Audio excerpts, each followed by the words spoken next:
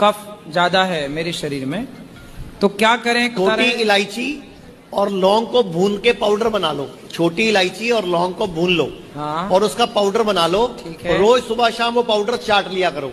ठीक है। अगले, जब तक ये लता मंगेशकर करती थी, आशा भोसले करती थी, सब बड़े बड़े गायक करते हैं। क्या? इस जन्म में कभी आपका गला खराब नहीं होगा। आप हैरान हो जाओगे, कभी डॉक्टर के पास जाना ही नहीं पड़ेगा।